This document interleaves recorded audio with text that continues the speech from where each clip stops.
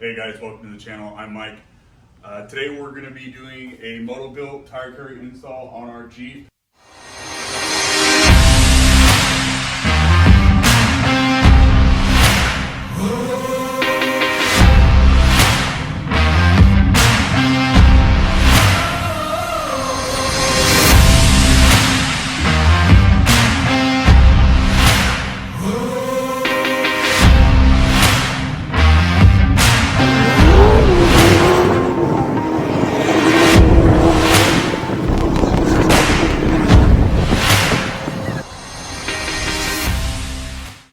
Hey guys, welcome back to the garage. Like I said before, we're doing an install video on our 2018 Jeep JL Wrangler. Today it's going to be the Motobilt tire carrier, and we've already gone through all of the prep work, and we went ahead and instead of just spraying it black in a regular rattle can paint, we went with a Raptor liner. And you can do either a spray can they have available if you want to just go on Amazon, or you can go straight to their website. You can order them in a regular rattle can, or you can do what we did, and if you have an air compressor available. See, we're fortunate in this garage we do have a Craftsman air compressor. It's a little bit overkill for what we needed, but it worked out just fine if we kept it around 70 psi for the texture look that we were going for. But this is what the kit looks like. The kit comes with the gun that you need, everything you need, the hardener. We just used an acetone to prep the surface, and I'll insert a couple of clips of the prep process and the spraying process. But like I said, you don't have to get the kit that we used if you don't have a compressor available. They do sell them in a rattle can that you don't need any extra tools or equipment. We used a steel brush and some acetone to prep the surface because it does come bare steel with a little bit of coating of oil. So to get all that stuff off, we use acetone and steel brush and some rags to get all that stuff off. Then we sprayed our Raptor liner. You can do 1-2 coats. We did a pretty solid 1 coat on our Raptor liner.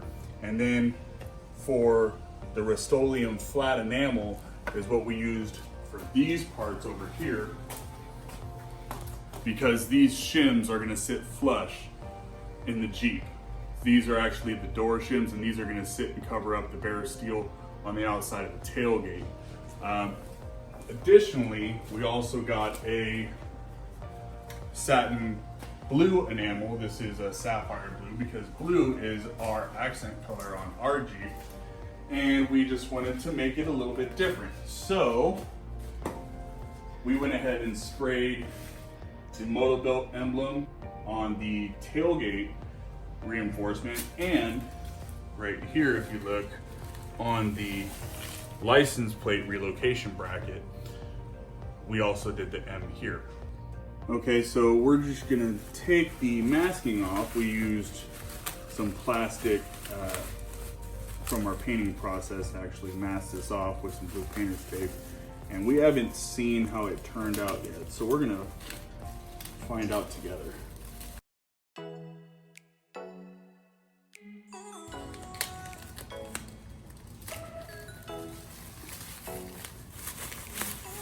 That does not look bad at all.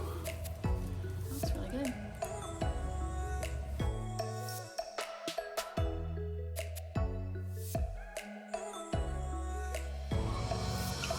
Okay, so first thing we're gonna do is we're gonna build our hinges. These hinges are to be greased. You have a little grease nipple right here.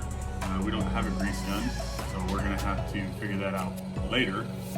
So what we're gonna do is we're gonna press in these little plastic pieces into the hinge. You can do this with a hammer, and just give it a few whacks, but we're going to actually use a press, which we have dry. So we're gonna cheat. And then we gotta press the sleeves in.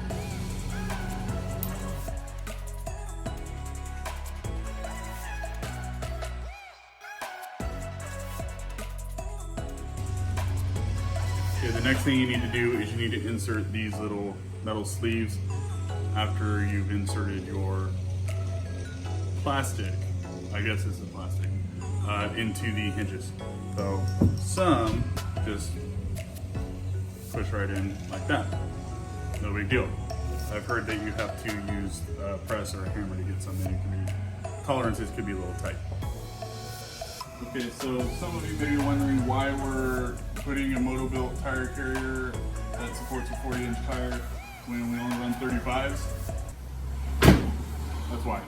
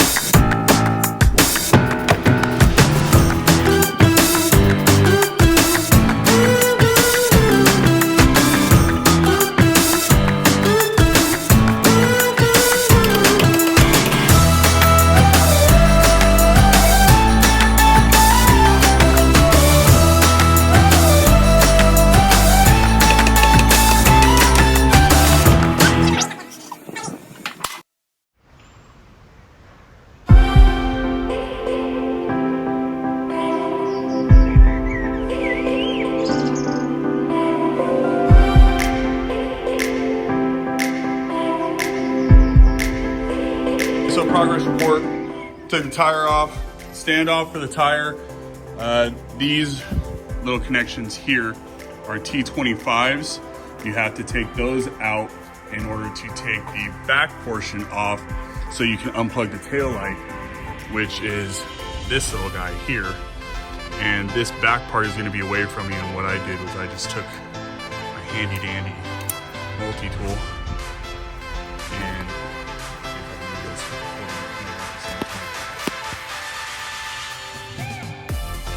back portion. Notice I got another set of hands. This back portion right here was hiding away from me, so you just slip the knife underneath that, push it up, and then that should be able to allow it to come free. Then with this connection here, this plugs into the camera. You're gonna need a T8, and there's 3 surrounding the camera. You get your T8s, you take those all out, and then you have to, what I did was push this down. I rotated this to the side so I didn't damage the connection. Push down here, and that will allow this to come free.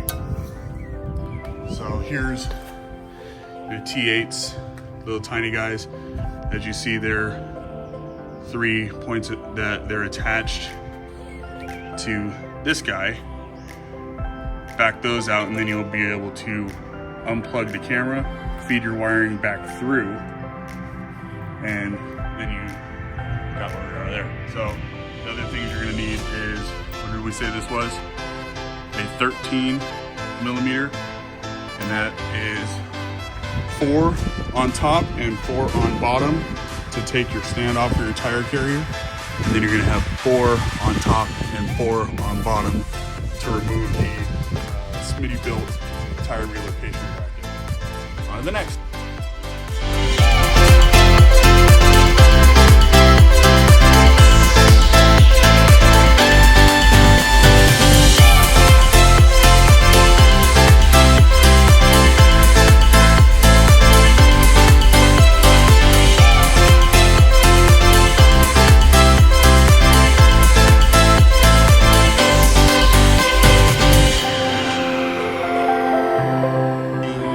Taking it towards 30 with this connector in here.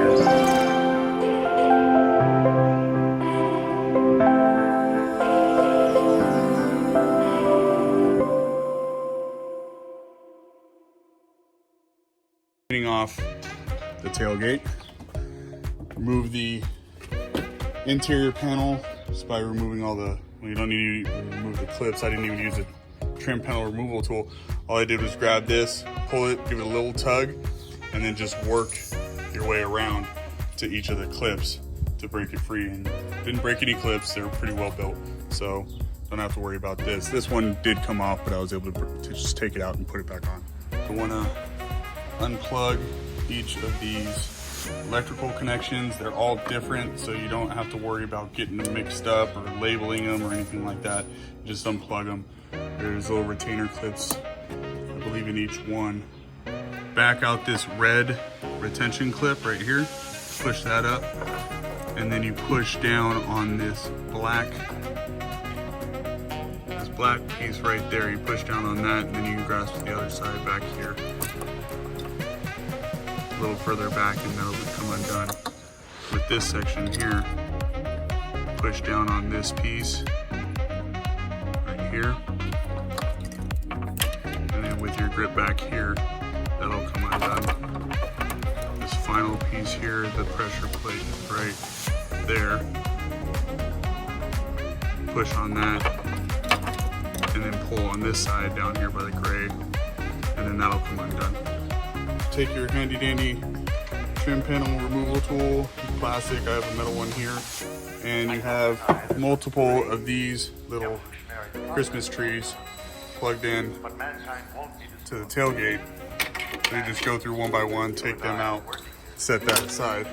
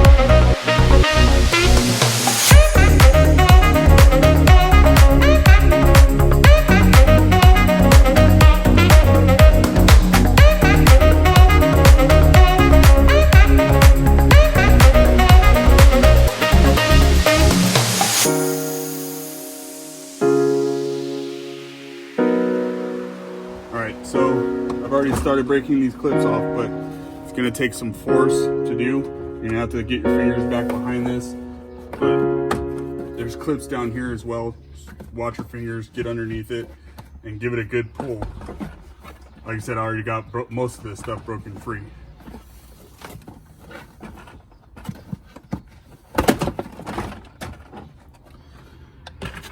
And once you've got that removed, you're gonna need to get behind these two pieces. This is just like adhesive tape that's they've painted over.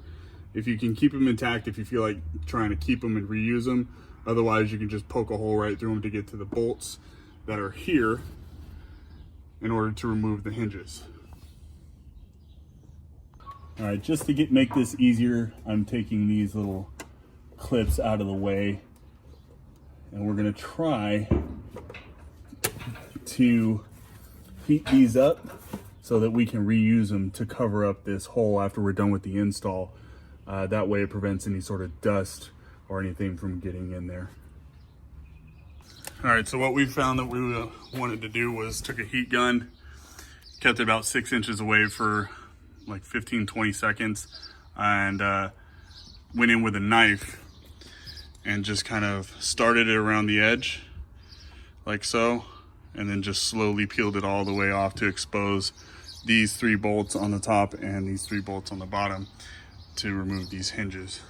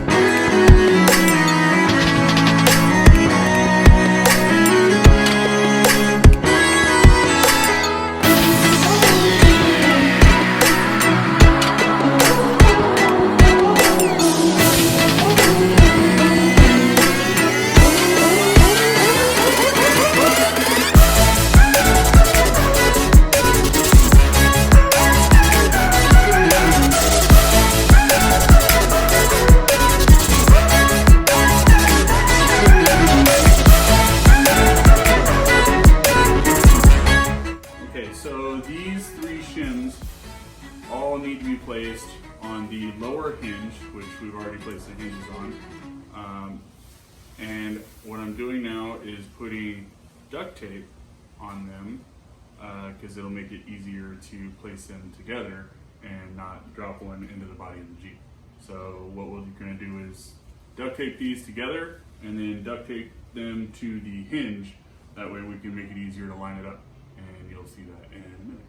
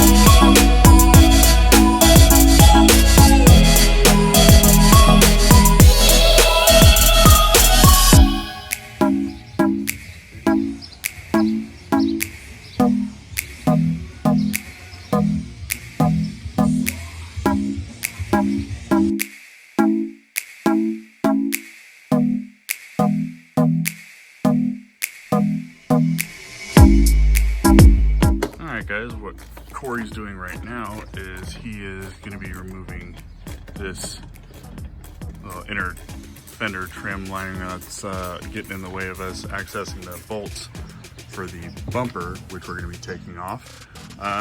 Already did the other side. It's these three little guys, and it takes that off. It's 8mm or so, I'm told. Trust what you feel.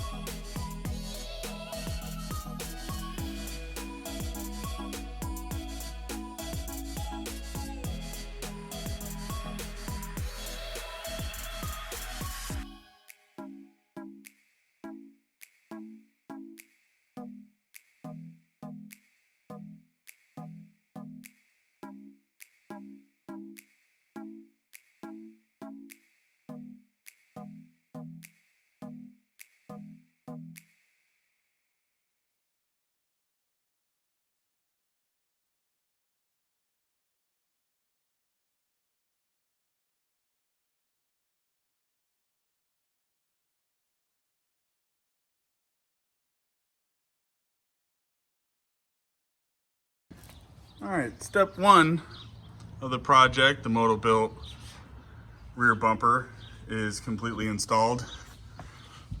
90 foot-pounds of torque on, what size was that, 7/8? Yeah. On a 7/8 for these bolts was the spec that we found for bumper to the frame carrier. Looks great. Raptor lining looks great. On to the next. After you take these T55s out, it was kind of a pain, but had brother over there be a mule and just yank it off. So if you care about that or not, just be a little bit careful when you're taking that off. It's painted on. So in preparation to mount the tailgate reinforcement bracket on the tailgate, we sprayed this, I say we, Corey sprayed this down with just some Rust-Oleum to protect it, because this actually covers this section of bare steel, so you don't got to worry about this at all. This is just going to be placed over it, and it'll be bolted down. Also, we have this weather, it's like a window seal. It's just 1/4 by 3/4 And this is a 10-foot section. You can get on Amazon or at the hardware store. These have a grease nipple on it. We didn't have a grease gun, but if you have a grease gun, these don't come greased. All this stuff from Motobilt comes bare. The bare steel, like we said, we did the Raptor liner. You have to make sure that you prep the surface before you Raptor line it or paint it. So there's other people out there just painting it. But you can get through multiple coats with the Raptor liner kit that we did. But if you just make sure that you have a grease gun, you can grease these fittings because they don't come greased. Okay, so something that we didn't address before. The factory bolts off the tailgate, you're not going to use. These are a Torx 55, but you're not going to be using it because it's tapered. As you can see there, it won't fit in the tailgate reinforcement because it's got a small little slot that it goes through. So instead, from the factory, from Motobilt, they give you these Allens, and it's, what size was it? 5/16. A 5/16 Allen will actually get you through, and if you have an extension or a long one, that's gonna what you're gonna want to need. It's probably easier to fucking grind the welds off, because do those factory lugs fit this? Or are they for that? I think they fit. Okay, so a problem that we ran into was when we went to mock this up to mount the 35 on this 17. This is a 5x5 pattern, I believe. This bolt pattern isn't working. For whatever reason, we don't know if we ordered the wrong part or if they sent the wrong part, but this looks like it's set up for an 8-lug pattern. So what we're probably gonna do, we've already marked out the locations here based on this lug pattern. So what we're gonna end up doing is breaking the welds off back here because these bolts are welded in. So we're gonna break the welds off, back these bolts out, repaint, clean it up, and then we're gonna take these bolts out, run them through so they are in this configuration so they actually fit our 17-inch wheel. And that way we'll be able to have this plate mounted up flush to that, but these won't be there. It'll be our 5x5 and we'll actually be able to mock up our wheel.